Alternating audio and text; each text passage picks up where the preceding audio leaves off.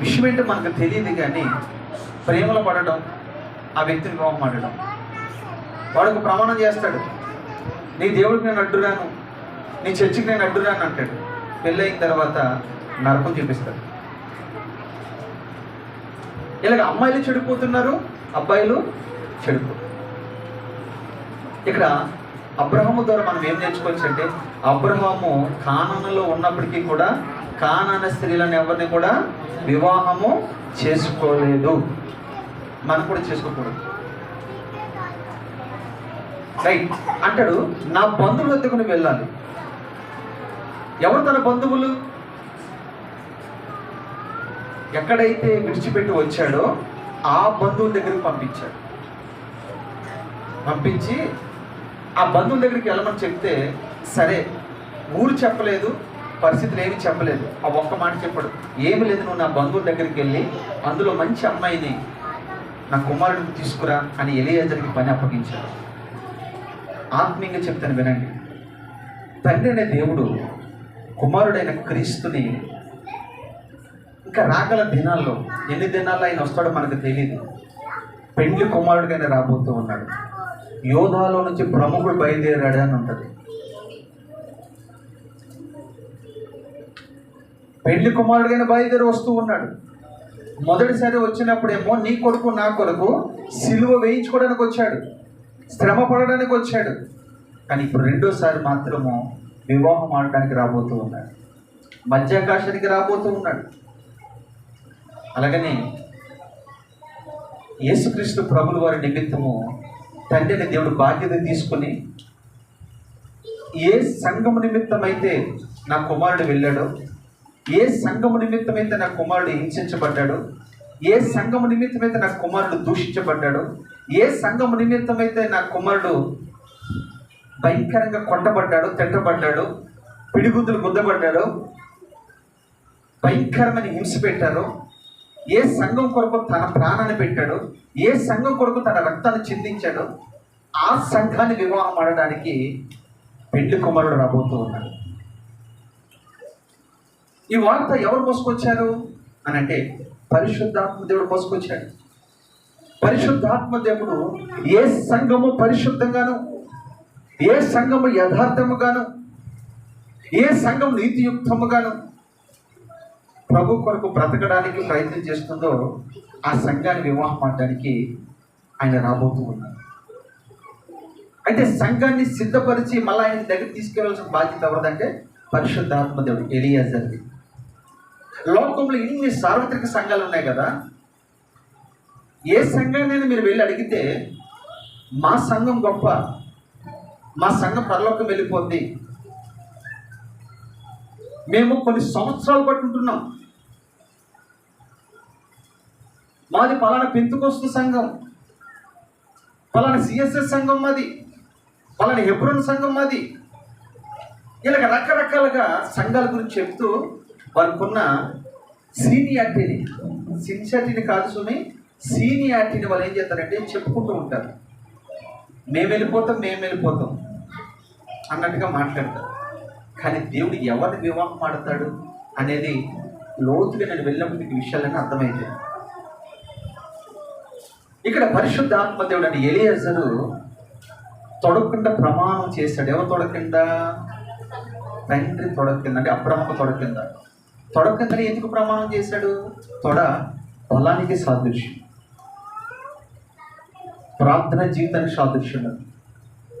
ప్రమాణం చేయించుకున్న తర్వాత ఎలియాజరు 10 ఒంటెలు తీసుకుని బయలుదేరుతూ ఉన్నాడు.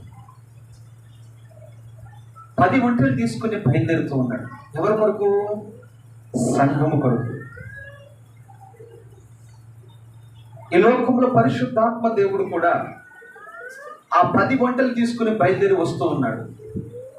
10 అనే సంఖ్యకి అర్థం ఏంటంటే 10 ఆజ్ఞలకు అది గుర్తుగా ఉంది. 10 ఆజ్ఞలు. 10 ఆజ్ఞలు ఏంటి? ఎవరికైనా తెలుసా?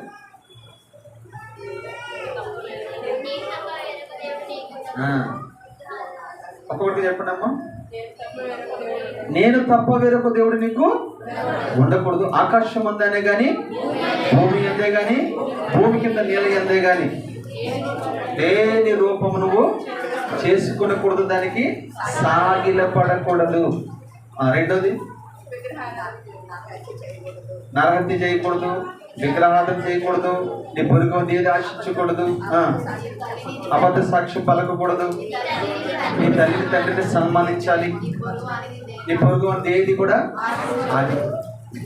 ఈ అనుభవాలు, ఈ 10 ఆజ్ఞల అనుభవాలు ఏ సంఘం కలిగి ఉంటుందో ఆ సంఘాన్ని మాత్రమే ఆయన వివాహం ఆడబోతున్నాడు. ఇంతగా సంఘం అంటే ఏది? సమూహంగా కూర్చున్నది సంఘమా? లేదు. సంఘం అంటే నీ ఒక్కదానివే. సంఘం అంటే వ్యక్తిగతంగా ఒక్కదానివే. అందుకే ఆయన అంటాడు, సొలొమోను పెద్ద మందిరం కట్టించినా కానీ మనుషుడు కట్టే హస్తకృత్యంలో నేను నివాసము చేయను, నేను ఏర్పరచుకున్న దేవాలయము మానవుని హృదయమే కదా. ఈ అనుభవాలు ఏ సంఘానికి ఉంటాయో, లేదా ఏ వ్యక్తికి ఉంటాయో, లేదా ఏ కుటుంబానికి ఉంటాయో ఆ వ్యక్తిని మాత్రము వివాహం ఆడడానికి బయలుదేరి వెళ్తూ ఉన్నాడు. నేను అంటాను, 5, 7 తీసుకుని వెళ్ళొచ్చు కదా ఒంటెల్ని, లేదా 9 తీసుకుని వెళ్ళొచ్చు కదా. 10 ఎందుకు తీసుకువెళ్తున్నాడు? 10 ఆజ్ఞలు లేదా 10 దినములకు అది సాదృశ్యంగా. 10 దినములు, 10 దినముల తర్వాత నేను తిరుగు మళ్ళీ వస్తానయ్యా అన్నట్టుగా ఎలియాజరు తండ్రిని దేవునితో మాట్లాడి ఇస్సాకు నిమిత్తము బయలుదేరి వెళ్తూ ఉన్నాడు. బయలుదేరుతూ వెళ్తున్నప్పుడు ఊరు తెలియదు, ప్రాంతము తెలియదు, వ్యక్తి తెలియదు. ఎలా గుర్తుపెట్టేది? ఒకవేళ ఎవరినో ఒకరు తీసుకొచ్చేస్తే, ఎవరినో ఒకరు వివాహం చేసేస్తే ఆ యజమాని దృష్టిలో నేను నేరం చేసిన వాడు కదా అన్నట్టు ఎలియాజరు చాలా బాధ్యత కలిగిన వ్యక్తిగా బయలుదేరి వెళ్తున్నాడు. ఒక మాట, అబ్రహాం ఇల్లు చాలా పెద్ద ఇల్లు అండి. 318 మంది అంటే పనివారే ఉన్నారంటే ఆ ఇల్లు ఎంత పెద్దది.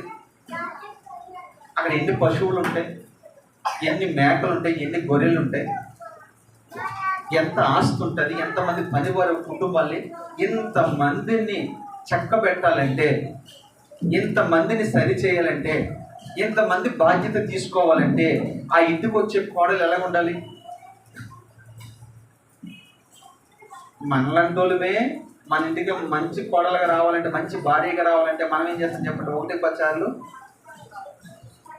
అందం బాగుందా లేదా, హైట్ బాగుందా లేదా, కలర్ బాగుందా లేదా, ముక్కు బాగుందా లేదా, మూతి బాగుందా లేదా. నువ్వు అమావాస్య చీకటి అయినప్పుడు కూడా నీ ముందున్న వాళ్ళు మాత్రం, నీకు కావాల్సిన వాళ్ళు మాత్రం ఎలా ఉండాలి కదా. అబ్బో ఆ కళలు ఎలా ఉంటాయంటే వీడు బాగోడు, కానీ ఆ అమ్మాయి మాత్రం ఎలా ఉండాలి వీడికి. అసలు ఈ మధ్యన ఈడు చూడలేదండి అసలు. అంటే కోరికలు తారాస్థాయికి ఎదిగిపోతున్నాయి. అందం మోసకరం, సౌందర్యము రొట్టిన మనం మాట్లాడుకుంటాం అంతే. పెళ్లి దగ్గరికి వచ్చేసరికి మా కులపోడే కావాలి, మా ప్రాంతముడే కావాలి, నా రంగు ఉన్నవాడే కావాలి, నేను ఏ చదువుకున్నా అది చదువుకోవాలి, ఇదే కదా మనం అడిగేది. కానీ ఎలియాజరు ఏం చూడాలి? వెళ్తున్నాడు వెళ్తున్నాడు వెళ్తున్నాడు బయలుదేరుతున్నాడు. మళ్ళా చెప్తున్నాను, ప్రాంతం ఏదో తెలియదు ఆయనకి, వ్యక్తి ఎవరో తెలియదు ఆయనకి, ఎటువైపు వెళ్తున్నాడు కూడా తెలియదు. కేవలము ఎలియాజరుతో ఉన్న ఆలోచన ఏంటంటే నమ్మకం, విశ్వాసం, ప్రార్థన. ఈ 3 ఆయన దగ్గర ఉన్నాయి. మళ్ళీ చెప్పండి, నమ్మకం, విశ్వాసం, ఈ 3 ఆయన దగ్గర ఉన్నాయి. ఎలియాజరు ఏ పని చేసినా ఊరికినే కంటికి నచ్చిందల్లా ఓకే ఈమె నా యజమానుడికి భార్య ఉంటే బాగుంటుంది కదా అని తీసుకొచ్చాడు. ఏం చేస్తాడు తెలుసా? మోకరించి ప్రార్థన చేస్తాడు. ఏం చేస్తాడు? మోకరిస్తాడు. ముందు గమనిస్తాడు, ఆ ప్రాంతాన్ని గమనిస్తాడు, అక్కడికి వచ్చే స్త్రీలను గమనిస్తాడు, దాని తర్వాత ప్రార్థిస్తాడు. సాయంకాలం అయిపోయిందండి, ప్రయాణం వెళ్ళి సాయంకాలం అయిపోయింది. సాయంకాలం అయిపోయిన తర్వాత బావి యొద్ద నీళ్లు తోడుకోవడానికి అనేక మంది కన్యకలు అక్కడికి వస్తూ ఉన్నారు. వస్తూ ఉంటే ఎలియాజరు వాళ్ళందరినీ గమనిస్తూ ఉన్నాడు. ఒక్కొక్క ఆమె బిందెట్టుకొచ్చేటప్పుడు లేకపోతే కొండెట్టుకొచ్చేటప్పుడు ఎలా నడుస్తుందో తెలుసా? అబ్బో మామూలుగా కాదు, వయ్యారం పోతుందంటారు చూసారా, అలా నడుచుకుంటూ వస్తున్నారు. ఒక్కొక్క ఆమె నీళ్ళలో ముంచుతుంది, అటు చూస్తుంది, నీళ్ళు ముంచుతుంది, ఇటు చూస్తుంది. ఈలోగా ముసలమ్మ ముచ్చట్లు ఎన్నెన్నో, ఇంటికని బయలుదేరేది ఎప్పుడో, ఇంటికి తిరిగి వెళ్ళేది ఎప్పుడో. పాత రోజుల్లో మీరు చూస్తే చెరువులో నీళ్ళకి వెళ్ళేటప్పుడు అదొక పండగ కింద ఉండేది కదా. అలాంటి పరిస్థితులు అక్కడ ఎంతోమంది కన్యకులు వస్తున్నారు కానీ ఎలియాజరు చూపు ఎవరు కూడా అనట్లా. అంటే ఎక్కడికి వస్తున్నారు వాళ్ళు? బావి యొద్దకు వస్తున్నారు. బావి దేని సాదృశ్యం అంటే సంఘానికి సాదృశ్యం. బావిలో ఏముండాలి? నీళ్ళు ఉండాలి. నీళ్ళకి దేని సాదృశ్యం? వాక్యానికి సాదృశ్యం. ఇప్పుడు ఎలియాజరు ఎక్కడికి వచ్చాడు తెలుసా? సంఘము దగ్గరికి వచ్చాడు. సంఘము దగ్గరికి వచ్చి సంఘంలో ఉన్న ప్రతి వ్యక్తిని పేరు చూస్తూ ఉన్నాడు. ఈ మాట మీద పట్టుకోండి. సంఘంలోకి వచ్చిన ప్రతి వ్యక్తిని కూడా ఆయన పేరు చూస్తూ ఉన్నాడు. ఈమె ప్రవక్తన ఎలాగుంది, ఈమె మాట తీరు ఎలాగుంది, ఈమె నడవడికి ఎలాగుంది, ఈమె సాక్షి జీవితం ఎలాగుంది, ఈమె రక్షణ పొందుకుందా లేదా, ఒకవేళ పొందుకున్నా ఈమె ఎలా బ్రతుకుతుంది, లోకంలో ఇప్పుడు వరకు ఎలాగుంది, మందిరికి వచ్చిన తర్వాత ఎలాగుంది అని ఇవన్నీ కూడా ఎలియాజరు గమనిస్తాడు. మీరు అనుకుంటారు మనల్ని ఎవరు గమనించరు కదా అనుకుంటారు. ప్రతి ఒక్కరిని నాతో సహా పరిశుద్ధాత్మ దేవుడు గమనిస్తాడు. నువ్వు ఇక్కడ ఎంత గొప్పగా నువ్వు వ్యవహరించినా పరిశుద్ధాత్మ దేవుడు మనసును గెలుచుకోకపోతే విడిచిపెట్టబడతాడు. గమనిస్తూ ఉన్నాడు. ఆ బావిలోకి నీళ్లు తోడుకోవడానికి ఆ ఊరు నుండి ఎంతో మంది వస్తున్నారు. కానీ ఈ దృష్టికి ఎవరు కూడా అనట్లేదు. ఎవరు కూడా ఇస్సాకుకు సరిపడే భార్య వీళ్ళెవరిలో కనబడట్లేదని పాపం ఆయన విచారంలో ఉన్నాడు. అయ్యా అంటాడు ఒకసారి, నేను ఏమైనా రాంగ్లో వచ్చానా, తెలియని ప్రాంతానికి వచ్చానా ఏంటి అని ఆలోచనలో పడి తండ్రిని దేవుడిని అడుగుతాడు మోకరించి. అతను ఏం చేస్తాడు తెలుసు? మోకరించినప్పుడు తనతో పాటు తన ఒంటెలు తీసుకెళ్ళాడు కదా, ఒంటెలను కూడా ఆయన మోకరింపజేస్తాడు. ఒంటెలు కూడా ప్రార్థన చేయమని చెప్పాడు. ఒంటెలు ప్రార్థన చేస్తా ఎక్కడైనా, పక్షులు ప్రార్థన చేస్తా ఎక్కడైనా. మీకు ఒక రోజు సృష్టి ఎలా ఆరాధించిందో ప్రభుని నేను వివరిస్తాను. అంటే అబ్రహాం ఇంటిలో మంచి ప్రార్థన పరులు వీళ్ళందరూ కనపడుతున్నారు. మంచి యుద్ధంలో నైపుణ్యత కలిగిన వారుగా కనపడుతూ ఉన్నారు.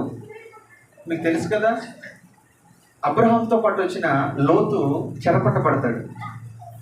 అప్పుడు అబ్రహాం ఏం చేస్తాడు తెలుసా? 10 వారిని తీసుకువెళ్ళి లోతు కుటుంబాన్ని సొదొమ రాజుని విడిపిస్తాడు. అంటే అబ్రహాం ఇంట్లో ఎవరున్నారు? యుద్ధం చేసేవాళ్ళు కూడా ఉన్నారు. అబ్రహాం ఇంట్లో ఎవరున్నారు? ప్రార్థన చేసేవాళ్ళు ఉన్నారు. అబ్రహాం ఇంట్లో ఎవరున్నారు? విశ్వాస వీరులు ఉన్నారు. అబ్రహాం ఇంట్లో ఎవరున్నారు? దాసత్వం కలిగి దాస్యం కలిగి పని చేసేవారు ఉన్నారు. ఎంతమంది ఉన్నట్లుండి అబ్రహాం ఇంట్లో. ఈ అబ్రహాం ఇంట్లో కూడా అలాంటి వారు కావాలి. ఈ అబ్రహాం ఇంట్లో కూడా పని చేసేవారు కావాలి, పరిచర్య చేసేవారు కావాలి, ప్రార్థించేవారు కావాలి, ప్రకటించేవారు కావాలి, విశ్వాసం కలిగిన వ్యక్తులు కావాలి, దాతృత్వం కలిగిన వ్యక్తులు కావాలి. ఇలాంటి వ్యక్తులు సంఘంలో కావాలి. ఇంత గొప్ప పరివారంతో ఉన్న ఆ ఇంటికి ఒక కుమార్తె తీసుకువెళ్ళాలంటే సామాన్యమైన విషయం అంటారా? ఇస్సాకు తగిన అమ్మాయి కొరకు ఎదురు చూస్తూ ఉన్నాడు ఎలియాజరు. అయితే ఇది నా వల్ల కాదు కానీ తండ్రిని దేవుని అడుగుదామని వెంటనే మోకరించాడండి. మోకరించి ఒంటెలు కూడా మోకరించమని చెప్పాడు. ఎందుకు ఒంటెలు మోకరించమన్నాడు తెలుసా? ఒకవేళ నా ప్రార్థన నువ్వు దాటిపోయినా పక్షుల ప్రార్థన నువ్వు వింటావు కదా. ఈ ప్రార్థన ముగింపు లోపు ఇస్సాకు పెండ్లి భార్య నా ముందు కనబడాలి అని ప్రార్థన చేశాడు. ప్రార్థన చేసినట్టుగా ప్రార్థన ముగించి లోపే రెబెక్కా కడవెత్తుకుని వస్తూ ఉంది. కడవెత్తుకుని వస్తూ ఉంటే ఎలియాజరు దృష్టిలో పడింది. ఎంతో దూరం నుంచి వస్తున్నామని గమనిస్తూ ఉన్నాడు. ఎవరితో కూడా మాట్లాడేది కాదని తల దించుకొని వస్తుంది, తన పని తను చేసుకుంటుంది, తిరిగి వెళుతుంది. ఇదంతా గమనించి ఎలియాజర్ మనసును గెలుచుకున్న రెబెకా, ఎలియాజర్ పెట్టే పరీక్షలో నెగ్గిన రెబెకా. రెబెకా గురించి రేపు వారం చెప్తాను, ఆమెలో ఉన్న గుణాలన్నింటి గురించి. రెబెకా అన్న మాటకు అర్థం ఏంటంటే బంధము అని అర్థం. ఇస్సాకు అన్న మాటకు అర్థం ఏంటంటే నవ్వు అని అర్థం. రెబెకా ఇక్కడ ఎలియాజర్ దృష్టిలో పడిన తర్వాత అక్కడికంత ముందు అందరిని అడుగుతూ ఉన్నాడు ఎలియాజరు, అమ్మ కాస్త నీళ్ళు ఇస్తారా, కాస్త నీళ్ళు ఇస్తారా అని అడిగితే వాళ్ళు అంటారు, పని పడలేదా నీకు, దిగలు పుచ్చుకో, సొడ ముక్కడవా నువ్వు అని కొంతమంది అంటున్నారు. కొంతమంది అంటున్నారు, అయ్యా మాకు సమయం లేదయ్యా నీకు నీళ్ళు ఇవ్వడానికి అని మరి కొంతమంది అంటున్నారు. మరి కొంతమంది ఏమో అసలు ఆయన మాట లెక్క చేయట్లేదు. ఇలా రకరకాల వ్యక్తిత్వం కలిగిన వారు అక్కడికి వస్తున్నారు, నీళ్ళు ముచ్చుకుంటున్నారు, వెళ్ళిపోతున్నారు. కానీ రెబెకాను మాత్రం అడిగిన వెంటనే ఏమంటే తెలుసా, అయ్యా మీకు మాత్రమే దాహం ఇవ్వటం కాదు కానీ నీ వంటలు కూడా నేను నీళ్లు పోస్తాను. మనం తాగితే ఒక గ్లాసులు తాగుతాం, ఒక చెంబుడు తాగుతాం. వంట తాగాలంటే మినిమం తక్కువ 10 బకెట్ నీళ్ళు తాగుతుంది ఒక వంట. 10 × 10 ఎంత? 100. అంటే 100 సార్లు ఆమె బావులకు దిగి నీళ్ళు ముంచి పైకి తీసుకుని పొయ్యాలంటే ఎంత ఓర్పు ఉండాలండి, ఎంత సహనం ఉండాలి చెప్పండి, ఎంత దయగలిగిన మనసు ఉండాలి, ఎంత దాతృత్వం ఉండాలి అందులో. ఎందుకంటే ఆ ఇంటి వారు కూడా, అబ్రహాం ఇంటి వారు కూడా ఈమె నీళ్ళు పోసేదిగా ఉండాలి, సహాయం చేసేదిగా ఉండాలి. ఊరికిన పరీక్ష పెట్టలేదు ఎలియాజర్ అక్కడ. ఈమె 10 వంటలకి నీళ్ళు నింపింది అంటే, నీళ్ళు పోసి వాళ్ళు దాహాన్ని తీర్చిందంటే ఖచ్చితంగా ఈమె నా యజమానుడికి మంచి కోడలు, నా యజమానుడికి మంచి భార్యగా ఉంటూ ఉందని ఆలోచన చేశాడు. ఎవరు? ఎలియాజరు. ఈరోజు కూడా లోకంలో ఉన్న ఇస్సాకు విషయంలోనే ఎలియాజరు అంత జాగ్రత్త తీసుకుంటే, యేసుక్రీస్తు ప్రభు ఆయన ఎవరు? పరిశుద్ధుడు. ఆయన ఎవరు? నీతిమంతుడు. ఆయన ఎవరు? ధవలవర్ణుడు. ఆయన ఎవరు? రత్నవర్ణుడు. ఆయన ఎవరంటే 10,000లో అతి కాంక్షణీయుడు. ఆయన బహు అందగాడు. ఆయన పాదములు చూస్తే పుటములో వేయబడిన బంగారు పువ్వులుగా ఉంటున్నాయి. ఆయన వస్త్రములట ఏ చాకలి వాడు చలము చేయలేనంత తెల్లగా కనపడుతున్నాయట. ఆయన తల వెంట్రుకలంట ఒడ్డిని పోలినట్టుగా ఉన్నాయంట. ఆయన కన్నులు చూస్తే అగ్ని జ్వాల వంటి కన్నులు కలిగిన ఉంట. ఇంత అందగాన్ని వివాహం ఆడాలంటే ఏ సంఘం ఉంది చెప్పండి? ఏ సంఘం సరిపోతుంది చెప్పండి? ఆయన స్థాయికి తగినట్టుగా ఏ సంఘం ఉంది? ప్రతి సంఘంలో చూడండి, మా సిద్ధాంతాలు వేరే అంటారు. ఒక్కొక్క సంఘంలో చూస్తే మేము పరిశుద్ధమైన సంఘం అంటాడు, ఒక్కొక్క సంఘం చూస్తే మనకు చాలా పెద్దది అంటాడు, ఒక్కొక్క సంఘం చూస్తే ఎన్నో సంవత్సరం సీనియారిటీ ఉందా. ఈ కాదు నాకు ప్రభు కావాల్సింది. ప్రభుని ఎదుర్కోవడానికి తగిన సిద్ధపాటు, తగిన పరిశుద్ధత నీలో ఉందా? ఓర్పు నీలో ఉందా? దాతృత్వం కలిగిన మనసు నీలో ఉందా? ఇక్కడి నుంచి మీకు ఆత్మీయంగా చెప్తాను వినండి. అబ్రహాం లోతు క్షమించండి ఇస్సాకు భార్య అవడానికి సిద్ధపడుతున్న రెబెకా నీళ్లు తోడి ఒంటెలకు పోసినట్టుగా నీవు కూడా ఈ సంఘం అనే బావిలో నుంచి నీళ్లు చేదేదిగా నువ్వు ఉండాలి. నీళ్ళు చేదటం అంటే వాక్యములు వింటూ ఉన్నారు కదా. ఈ వాక్యము నువ్వు తృప్తి పొందిన తర్వాత అనేక మంది దాహాన్ని తీర్చేవారుగా నువ్వు ఉండాలి. పశువు స్వభావం కలిగిన వారి లోకంలో ఎంతో మంది కనబడుతూ ఉన్నారు. సామెతల గ్రంథం ఒక మాట చదవండి, 3:3 చదవండి. సామెతల గ్రంథం 3 అధ్యాయం 3.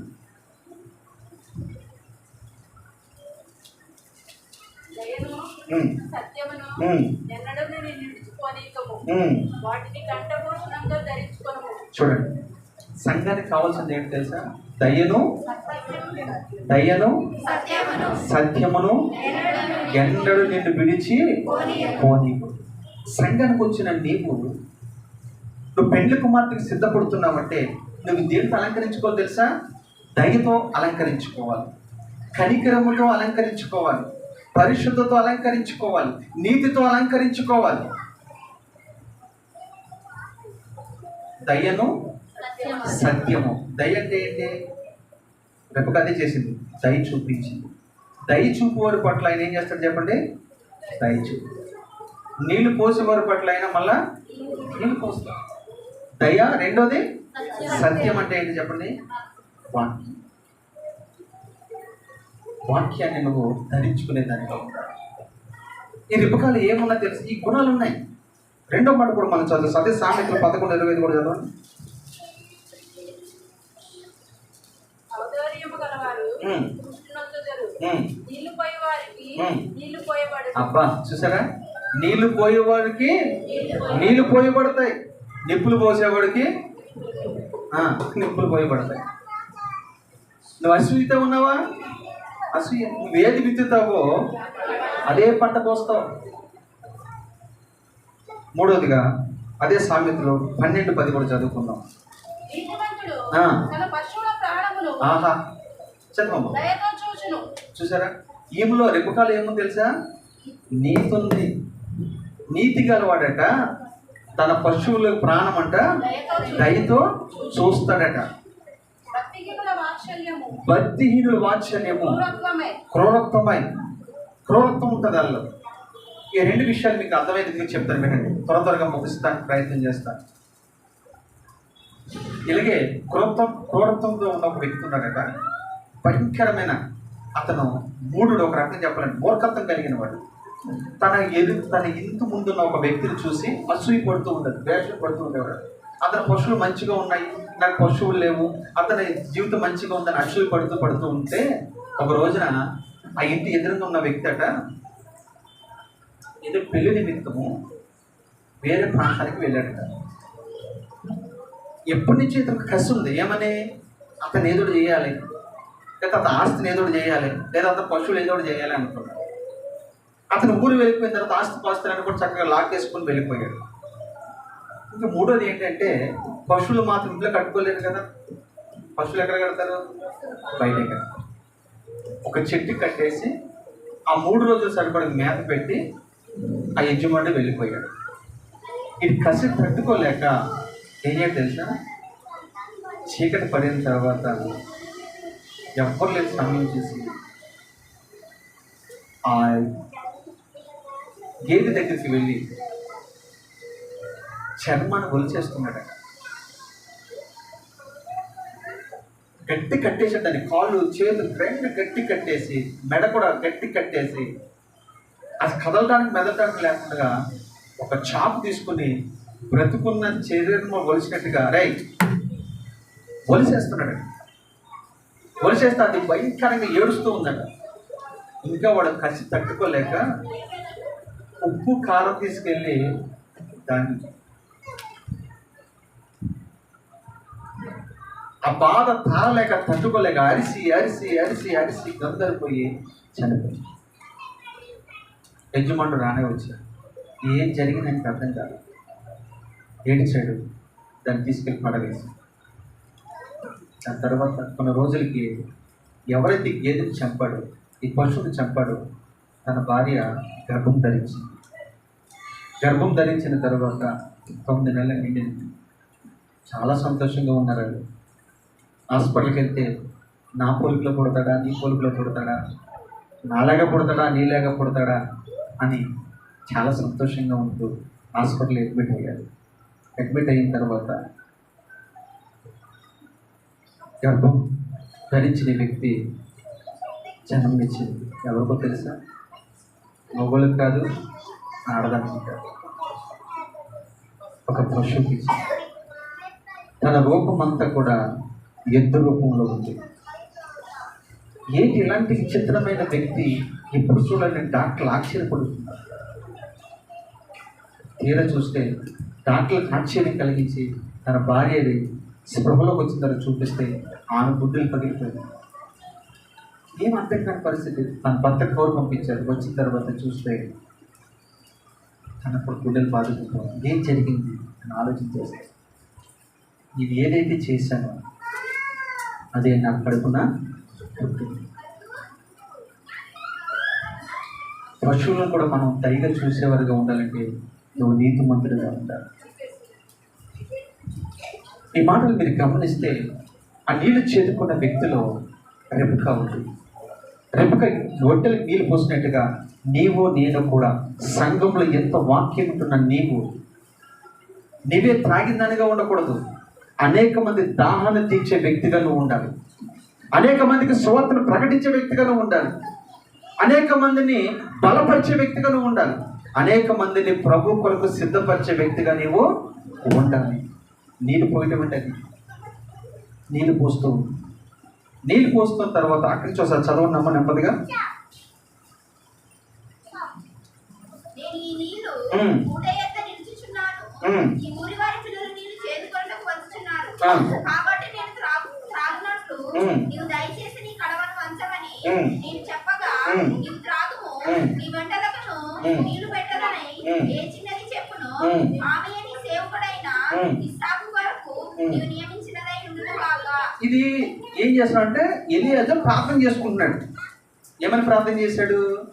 ఎవరైతే నేను నీళ్ళు అడిగినప్పుడు ఇస్తారో, నా పశువులకి నా ఒంటెలు కూడా నీళ్ళు దాహాన్ని ఇస్తారో వాళ్ళే నా యజమానుడికి భార్య అని ప్రార్థన చేసుకుంటూ ఉన్నాడు.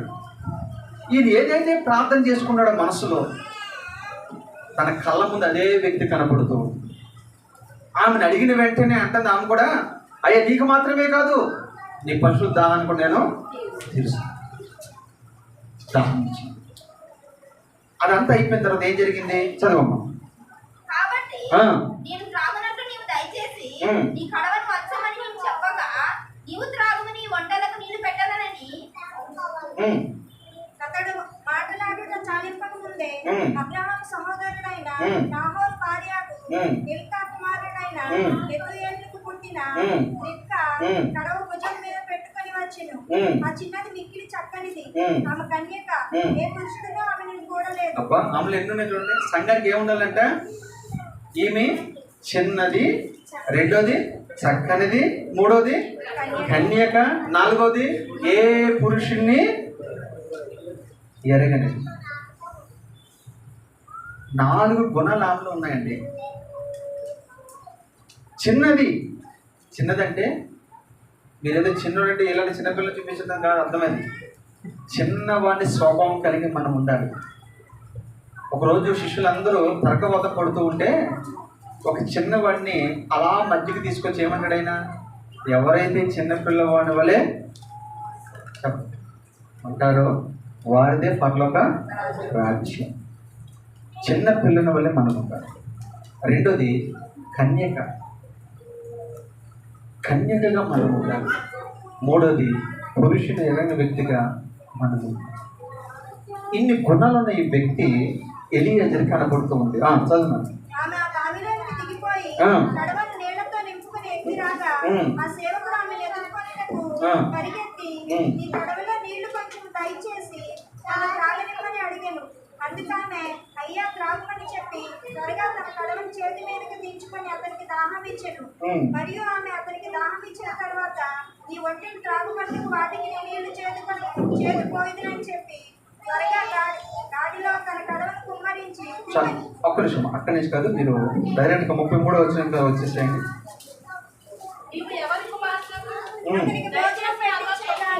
నువ్వు ఎవరు కుమార్తె దయచేసి నాతో చెప్పమని చెప్పాడు. రైట్. నీ తండ్రి ఏంటా? మేము ఈ రాత్రి ఆహా చాలమ్మా. ఇక్కడ ఎలీయాజరు పరిశుద్ధాత్మ దేవుడు అడుగుతూ ఉన్నాడు. ఏమని? అమ్మా రిబ్కా, నీ ప్రవర్తన మంచిగా ఉంది, జాలి కలిగిన దానివి, దయ కలిగిన దానివి, ఇతరుల పట్ల కనికరం చూపేదానివి, ఇవన్నీ బాగున్నాయమ్మా. అయితే మీ ఇల్లు ఎక్కడ? నువ్వు ఎవరు కుమార్తెవి? మీ తండ్రి పేరు ఏం పేరు? నీ గోత్రం ఏంటి అని అడిగి అంటాడు, అమ్మ మీ ఇంటి దగ్గర ఏమైనా స్థలం ఉందా అని అడిగాడు. ఏమడిగాడు? స్థలం ఉందా అని అడిగాడు. ఈ మాట మీకు బాగా గుర్తొస్తుంది కదా.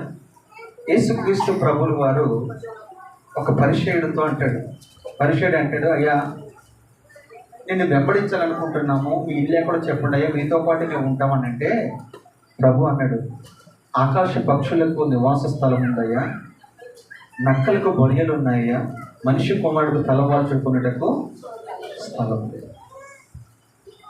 యాయిరింటికి వెళ్ళాడు. యాయిరింటిలో స్థలం ఎక్కడ కనపడట్లేదు. స్థలం ఇయ్యడు అంటాడు. పరిశుద్ధాత్మ దేవుడు అదే అంటున్నాడు, నీ ఇంటిలో స్థలం ఉందా అంటే అర్థం ఏంటంటే నీ హృదయంలో స్థలం ఉందా? నీ హృదయంలో యేసయ్యకి స్థలం ఉందా? పరిశుద్ధాత్మ దేవునికి స్థలం ఉందా? ప్రశ్న వేసుకో.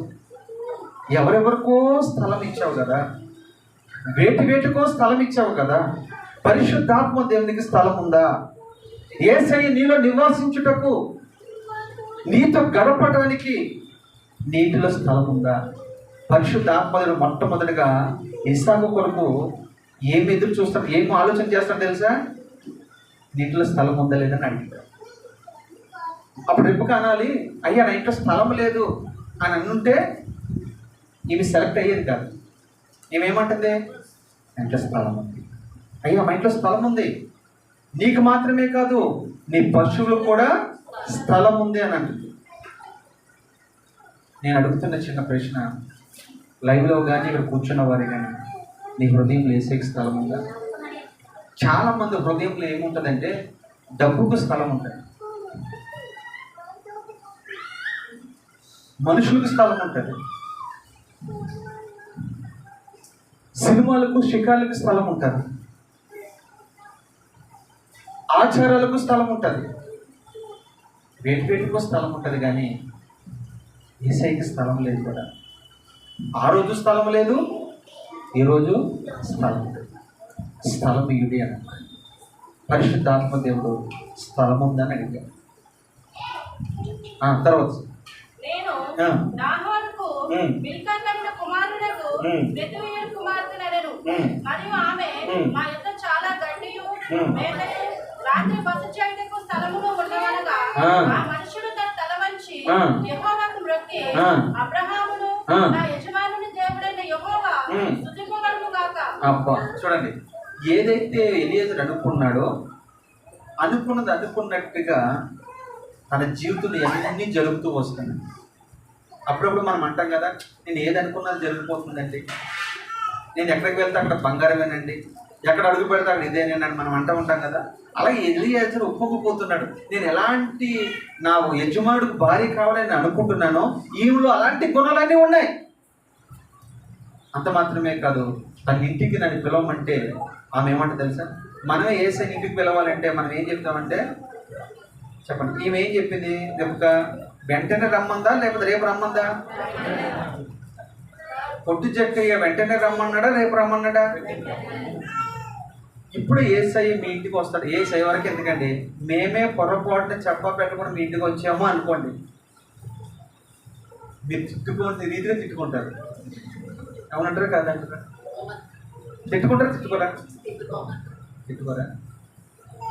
అంటే పైగా అలాగ అంటున్నారు. కానీ ఒకవేళ నేను ఈ మధ్యన ఒక ఇంటికి వెళ్ళానండి, వాళ్ళు నాకు మేబీ వాక్యంలో కూడా వింటారేమో, బాధపడతారేమో అని చెప్పట్లేదు. కానీ ఒక ఇంటికి వెళ్తే ఫ్యామిలీ అంతా పద్ధతిగా కూర్చుని పద్ధతిగా సీరియల్ చూస్తున్నారండి. ఎవరు వీళ్ళు? క్రైస్తవులు. ఎవరు వీళ్ళు? సంఘానికి వచ్చారు. వాళ్ళు బాగా పాటలు పాడతారు. ఇదే మొన్న ఈ మధ్యకాలంలో ఒక సేవకుల ఇంటికి వెళ్ళాను. సేవకుల కుటుంబమే సినిమాలు చూస్తున్నారండి. ఎవరు? మళ్ళీ అంటదాన్ని, నా కొరకు ప్రార్థన చేయండి అయ్యగారు, మా పిల్ల పెళ్ళి అవ్వట్లేదు. పెళ్ళి ఎందుకు అవుతుంది? సైతానా నువ్వు ఇట్లా పెట్టుకుని ఉంటే పెళ్ళి ఎందుకు అవుతుంది? నువ్వే పెద్ద సైతానివి, నువ్వు శాపగ్రస్తంతో ఉన్నావు. పైకి అనలేదు కానీ లోపల లోపల అనుకుంటూ ఉంటే ఏం చేస్తాను, అంత కోపం వచ్చింది నాకు. అయితే రెబ్బకు అంటుంది, నా ఇంటి దగ్గర స్థలం ఉందయ్యా, వెంటనే రండి అని ఎలియాజర్ని తీసుకుని వెళ్తూ ఉంది. జక్కయ్య కూడా చూడండి, అక్రమస్తుడైనా అన్యాయస్తుడైనా జక్కయ్య కూడా యేసుని వెంటబెట్టి తీసుకువెళ్ళలేదు. ఆ ఇంటికి తీసుకెళ్తాడు. అక్కడ ఏమంటుందంట, నీకు స్థలం ఉందయ్యా, అంత మాత్రమే కాదు, నీ పశువులు కూడా స్థలం ఉంది, అంత మాత్రమే కాదు, గడ్డియు మేతయు రాత్రి బస చేయటకు కూడా స్థలం ఉంది. గడ్డి ఉంది నా ఇంట్లో. ఆత్మీయంగా చెప్తా, మీ ఇంటిలో గడ్డి అని అంటే వాక్యం అని అర్థం. గడ్డి అని అంటే ప్రార్థన జీవితానికి సాదృశ్యం. గడ్డి అని అంటే విశ్వాస జీవితానికి సాదృశ్యం. నీ ఇంటిలో ఇవన్నీ సమృద్ధిగా ఉండాలి. ఎవరైనా పొరపాటు నీ ఇంటికి వచ్చారనుకోండి, నువ్వేమన్నా తెలుసా, కొద్దిసేపు అయినా సరే వాళ్ళతో వాక్యం మాట్లాడాలి.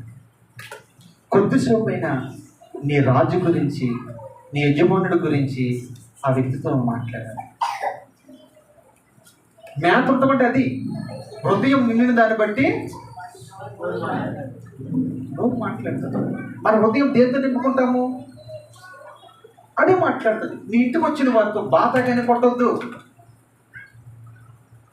పదే పదే వాళ్ళ ఇంటికి వెళ్తున్నప్పుడు అవకాశం ఉంటే అమ్మ ప్రార్థన చేసుకుందాం, అవకాశం ఉంటే ఒక వాక్యం చదువుతాం, ధ్యానం చేసుకుంటాం, ఇవి మీరు మాట్లాడండి. అది మేత ఉన్నట్లు అనమాట.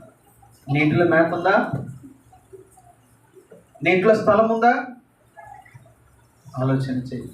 దాని తర్వాత రైట్ చదువు. ఆ మనుషుడు తన తల వంచి యెహోవాకు మొక్కి, అబ్రహామును నా యజమానుని దేవుడైన యెహోవా స్తుతింపబడును గాక. ఆయన నా యజమానునికి తన కృపను తన సత్యమును చూపుట మానలేదు. నేను త్రోవలో ఉండగానే యెహోవా నా యజమానుని బంధువుల ఇంటికి నన్ను నడిపించినను. అంతటా ఆ చిన్నది పరిగెత్తుకుని పోయి ఈ మాటలు తన తల్లి ఇంటి వారికి తెలిపాను. చాలు. ఇప్పుడు రెబ్బెక్క ఈ మాటలన్నీ విన్న తర్వాత ఏం చేసింది, మనసు ఉంచుకోవాలా, వెళ్ళి తన తల్లి ఇంటి వరకు లేదు తండ్రి ఇంటి వరకు వెళ్ళి విషయాలన్నీ చెప్తూ ఉంది. చెప్పిన తర్వాత చాలామంది ఏం చేస్తారంటే, జాగ్రత్త గమనించండి, యవనరాళ్ళు జాగ్రత్త గమనించాలి. ఇంటి నుంచి బయటికి వెళ్తారా మీరు? ఉద్యోగానికో, చదువుకోవడానికో, కాలేజీకో, వగైరా దేనికైనా వెళ్తారా? అక్కడ ఏం జరిగిందో ఇంటికి చెప్తారు మీరు? చెప్తే ఇంకేమనుందా? పంప పూలు పత్రిక. మనం ఇంటి నుంచి వెళ్ళిన తర్వాత తిరిగి వస్తున్నప్పుడు ఎన్నైనా జరుగుతాయి, ఇంటి దగ్గర మనకు చెప్పు. కానీ రహస్యం ఉంది ఏది మనలో ఉండనే ఈ మంటల్ని అన్ని విషయాలు ఇంటికి తోసుకొచ్చినట్టు చెప్తూ ఉంది. అంటే ఈమె తనలో ఏమి ఉంచుకోకుండా ఉన్నది ఉన్నట్లుగా చెప్పే వ్యక్తిత్వం కలిగింది. ఇంటికి వెళ్ళిన తర్వాత ఈ విషయాలన్నీ మాట్లాడుకున్నారు, బస చేస్తున్నారు. తర్వాత తన ఇంటి వారు కూడా మాట్లాడుతున్నారు, వివరాలన్నీ మాట్లాడుకున్నారు. అక్కడ ఎందుకు వెళ్ళాడు ఎలియాజర్ అంటే ఎవరో చెప్తారు మీరు? ఎందుకు వెళ్ళాడు? ఇంటి నుంచే తీసుకొచ్చేవచ్చుగా. ఇప్పుడు నచ్చింది కదా ఎలియాజర్కి. బావి వద్ద నుంచి తీసుకువెళ్ళిపోతే ఏమవుతుంది కదా, మాట్లాడాలి, ఒప్పించాలి. అంత మాత్రమే కాదు, ఇందాక తమ్ముడు చెప్తే ఏంటన్నా చెప్తున్నాడు, ఎస్ ఇది కరెక్ట్. బయట ఉన్నట్టుగా ఇంట్లో ఉంటుందా లేదా? ఆ రాత్రంతా గమనించాడండి, తన ప్రవర్తన అంతటిని గమనించాడండి.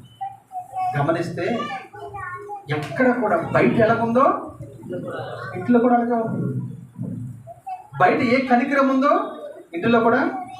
మనలో కొంతమంది ఉంటారు కదా, అంటే బైబిల్లో కొంతమంది శాస్త్రులు, పరిచయులు, సద్దుకీయులు ఉంటారు చూసావా, వాళ్ళు అంత బయటే, ఇంట్లో ఏముండదు వాళ్ళకి. ఏంటి, బయట కనబడాలని, బయట వినబడాలని. ఏ దాన ధర్మం చేశారనుకోండి, ఒక గుడ్డు తీసుకుంటారు, 10 మందిని నిలబెడతారు, ఎలాగంటారు, ఫోటోతి ఫోటోతి ఫోటోతి ఫోటోతి ఫోటోతి, ఒకటే గుడ్డు. లైవ్లో కనపడినోడికి ఏమనిపిస్తుంది, ఓ నాయనో 10 గుడ్లు ఇచ్చాడు, కానీ ఇచ్చేది ఒకటి కూడా ఇస్తాడా? జస్ట్ అలా అర్థం వాళ్ళు అంతే. ఇట్లాంటి లేరా? ఇట్లాంటి వాళ్ళు ఎలా ఫోటోలు దిగి పంపించి కోట్ల రూపాయలు సంపాదించిన వాళ్ళు ఉన్నారా లేదా? అమ్మ మీకు తెలుసా ఉన్నారా? నా అబద్ధం చెప్తున్నాను, ఉన్నారు. కానీ తనకి యథార్థ స్థితి ఎలా ఉందో తన నిజస్థితి ఎలాగుందో, తన సాక్ష్యం ఎలాగుందో. మరొకటి తెలుసా, తన ఇంటి వారి దగ్గర కూడా ఈ సాక్ష్యం ఉందో లేదని కూడా పరిశుద్ధాత్మదేవుడు గమనించాడు. ఎంత నిర్ధారణ అయిన తర్వాత ఇప్పుడు అంటున్నాడు ఎలియాజరు, చదవమ్మ. రిబ్కాకు లాబాను ఒక సహోదరుడు ఉండెను. అప్పుడు లాబాను ఆ బావి దగ్గర వెంబడుతున్న ఆ మనుషుని యొద్దకు పరిగెత్తుకొని పోయెను. అతడు ఆ ముక్కు కప్పి తన సహోదరుని చేతులనున్న ఆ కడియములను చూసి, ఆ మనుషుడు ఇలాగ నాతో మాట్లాడినని తన సహోదరుని రిబ్కా చెప్పిన మాట విని ఆ మనుషుని యొద్దకు వచ్చెను. అతడు ఆ బావి యొద్ద ఒంటెల దగ్గర నిలిచి ఉండగా లాబాను, యెహోవా వలన ఆశీర్వదింపబడిన వాడా, లోపలికి రమ్ము, నీవు బయట నిలవనేలా, ఇల్లును వంటలకు స్థలమును నేను సిద్ధము చేయించుతున్నాను. ఆహా, చూసారా, ఆ ఇంటి వారంట దెబ్బగా ఒకటే కాదు, ఆ ఇంటి వారు కూడా వాళ్ళ అన్నగారు. లాభాన్ ఎవరు? వాళ్ళ అన్న కూడా ఏమంటాడు చెప్పండి, అయ్యా నీకును చెల్లి ఏదైతే చెప్పిందో అన్న కూడా అదే చెప్పాడు. అంటే ఇక్కడ మనం ఏం గమనించాలో తెలుసా, ఈ ఇంటి వారందరూ యెహోవా యందు భయభక్తులు కలిగిన వారుగా కనబడుతున్నారు. మన ఇంటికి వస్తే పొరపాటు దైవజన ప్రార్థన చేతకు వచ్చాడు అనుకోండి, అమ్మ అన్న ఎక్కడున్నాడు అని అడిగాను అనుకోండి, అన్న ఇప్పుడే బజార్కి వెళ్ళాడన్న, మళ్ళీ నాడు అమ్మ పిల్లలు ఎక్కడున్నారంటే అన్న ఆ రూమ్లో ఉన్నారు. ఏం చేస్తారంటే చక్కగా టీవీ, ఒక్కొక్కరితో కూడా దారి. అది ఎవరి కోసం మేము వెళ్ళి ప్రార్థన చేయాలి? ఈమెమంటది పాపం, అన్న మా ఇంటి కొరకు ప్రార్థన చేయండి, మా ఇంటి కొరకు ప్రార్థన చేయండి అంటే చేస్తాం. సస్తామా చేయక లేకపోతే చర్చికి రారు కదా మీరు, చేస్తాం. చేసిన తర్వాత ఆ ప్రార్థన దేవుడు అంగీకరిస్తాడా?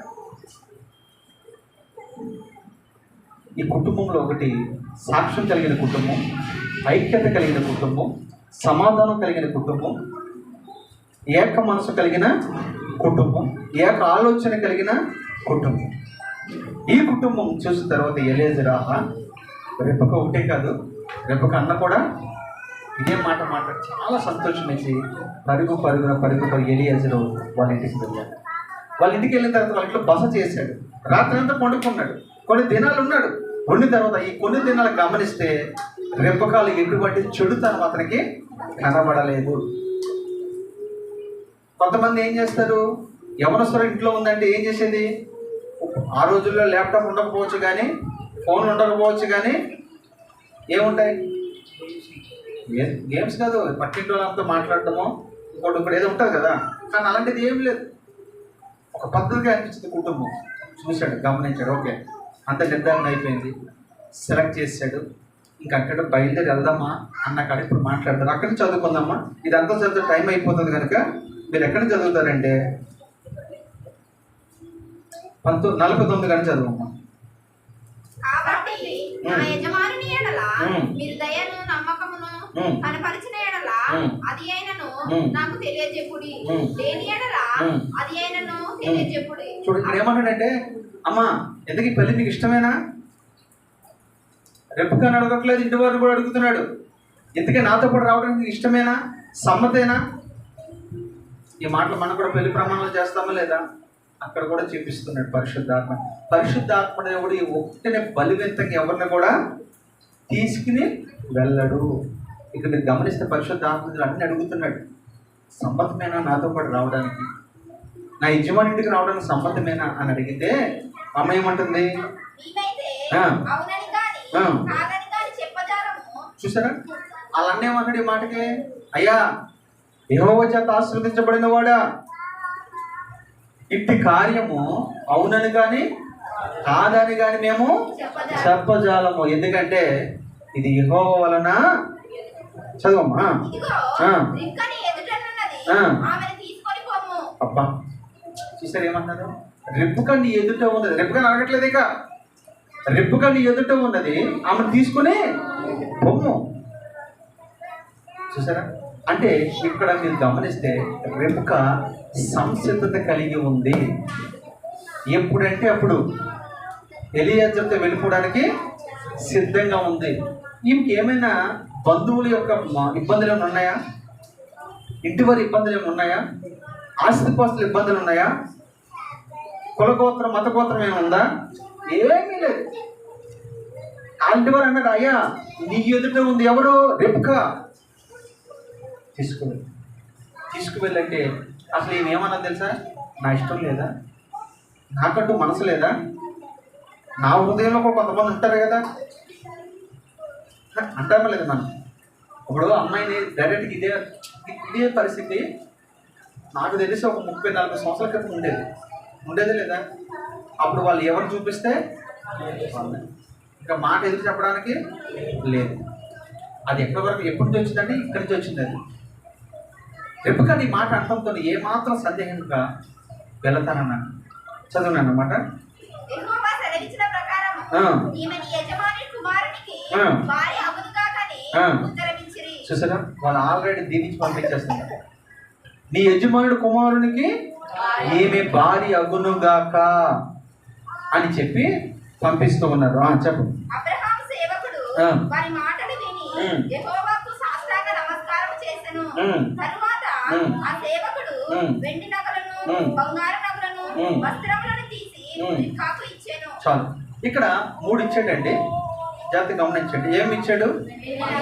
వెండి 2, బంగారం 3 దేని సాదృశ్యం? వెండి దేని సాదృశ్యం? విమోచనకు సాదృశ్యం, విడిపించుటకు సాదృశ్యం. ఆ రోజుల్లో దాసుల్ని కొనాలంటే వెండినిచ్చి వాళ్ళని కొనాలి. అంటే ఇక్కడ ఏం చేస్తున్నాడంటే పరిశుద్ధాత్మ దేవుడు ధనం ఇచ్చి, అంటే వెండినిచ్చి ఆమె విమోచిస్తూ ఉన్నాడు. 2 బంగారం ఇస్తూ ఉన్నాడు.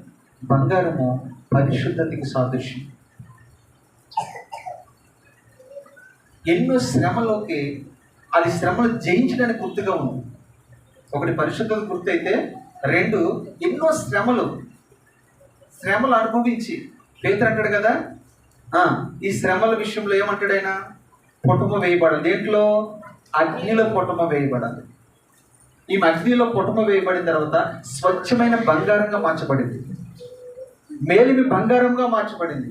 అందుకనే దానికి గుర్తుగా బంగారం ఇచ్చాడు. 3 వస్త్రాలు ఎందుకు ఇచ్చాడు తెలుసా?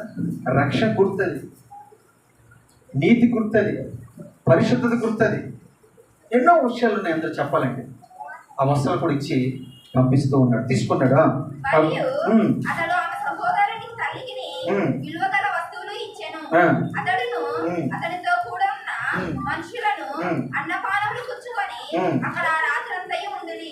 ఉదయమున వారు లేచినప్పుడు అతడు నా యజమాని యొద్దకు నన్ను పంపించుడని చెప్పగా ఆమె సహోదరుడును ఆమె తల్లియు ఈ చిన్నదాన్ని 10 దినములనైనా మా యొద్ద ఉండనిమ్ము, ఆ తరువాత ఆమె వెళ్ళవచ్చుననిది.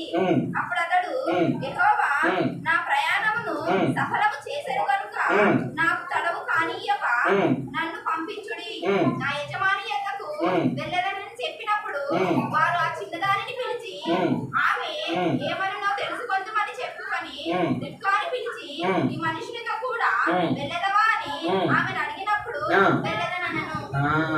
సరే, ఇక్కడ చూడండి, ఈ సంభాషణ అంతా జరిగింది.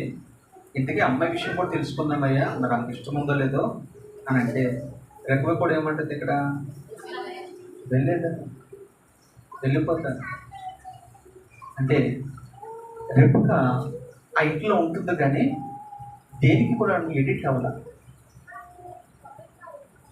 అంటే ఈ లోకంలో ఇది మన శాశ్వతం కాదు, మన ఇక్కడ వారం కాదు, మన పైవారము, పరలోక సంబంధులు మనము, ఇది నిలవరమైనది కాదు అని నువ్వు గ్రహించేదానివైతే నువ్వు వెంటనే సంసిద్ధత కలిగి ఉండాలి. ఇవేం చేయాలి తెలుసా? బంధువులతో పని లేదు, రథ సంబంధికులతో పని లేదు, ఇంటి వారితో పని లేదు, వెళ్ళిపోతున్నట్టు. రెప్పగా మనకి ఏం నేర్పిస్తుంది తెలుసా? ఈ లోకం ఏదో ఒక రోజు నీవు నేను విడిచిపెట్టాలి కనుక వేటిని కూడా ఎక్కువగా ప్రేమించొద్దు, ఆశించొద్దు, ఎడిట్ అవ్వదు. వాటి నుంచి మనము తొందరగా బయటపడడానికి ప్రయత్నం చేయాలి. ఏదైనా ఒకవేళ నేను పట్టి పీడిస్తున్నాయేమో, ఏదైనా నేను బంధించిందేమో, వాటి నుంచి విడుదల పొందడానికి నువ్వు ప్రయత్నం చేయాలి. తర్వాత చదువుకున్నాం, చివరికి వచ్చేసా చదువుకుంటామా? కాబట్టి వారు తమ సహోదరి అయిన రిబ్కాను ఆమె దాదిని అబ్రహాము సేవకుని అతనితో వచ్చిన సాగనంపినప్పుడు ఉమ్. వారు రిబ్కాతో, ఉమ్. మా సహోదరి ఉమ్. నీవు వేల వేలకు ఉమ్. ప్రతి వహుదుగాక ఉమ్. నీ సంతతి వారు ఉమ్. తమ పగవారిని ఉమ్. గవినిని ఉమ్. స్వాధీనపరచుకొందురుగాక ఉమ్. అని ఆమెను దీవింపగా ఉమ్. రిబ్కాయు ఉమ్. ఆమె పనికత్తెలను లేచి ఉమ్. ఒంటరినెక్కి ఉమ్. ఆ మనిషిని వెంబడి వెళ్ళిరి. ఉమ్. అట్లు ఉమ్. ఆ సేవకుడు ఉమ్. రిబ్కాను తోడుకొని పోయెను. ఉమ్.